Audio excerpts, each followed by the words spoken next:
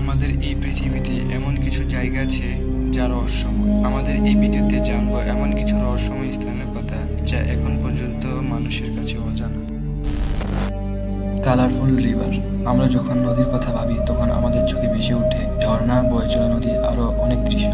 কিন্তু আপনি কি কখনো রংধনু নদীর কথা শুনেছেন? কলম্বিয়ায় অবস্থিত এই নদীর রং বিভিন্ন রকম দেখা যায়। এই নদীর পানি অন্যান্য নদীর মতো, কিন্তু অনেকেই মনে করে বিভিন্ন ছত্রাক আর শ্যাওলা থাকার কারণে এরকমটা দেখা যায়। এটা সত্য নয়, কিন্তু সত্যটা হলো এই নদীর পানির ভিতরে এক ধরনের গাছ থাকে এবং বিভিন্ন আবহাওয়ায় তাদের রং পরিবর্তন হতে থাকে, কখনো লাল, কখনো সবুজ, কখনো বা অন্য রঙের। এই জন্য আমরা এই নদীর রং বিভিন্ন রকম দেখতে পাই। এই নদী আশ্চর্য আর রঙিন হওয়ার জন্য সমগ্র পৃথিবীর কাছে বিখ্যাত। Mountain pillars.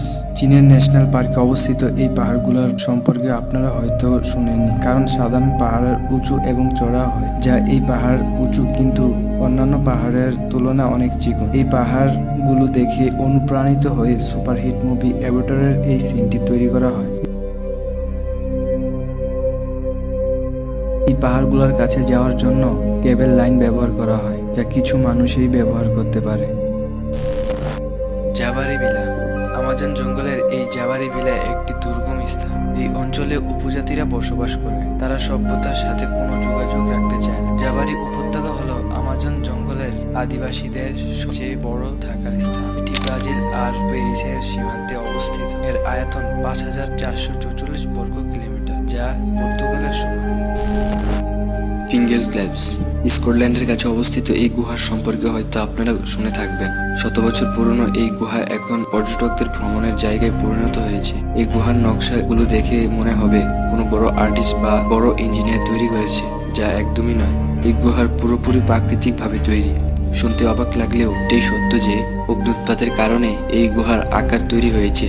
এই গুহার বিশেষত্ব হলো যখন এর মধ্য দিয়ে বাতাস চলাচল করে তখন সুমধুর আওয়াজ বের হয়। মানুষ নানান জিনিস নকশা করেছে, নানান রকম নকশা তৈরি করেছে, কিন্তু প্রকৃতি তার নিজের ক্ষমতায় অনেক বছর আগেই তার প্রতিভার প্রদর্শন করে রেখেছে।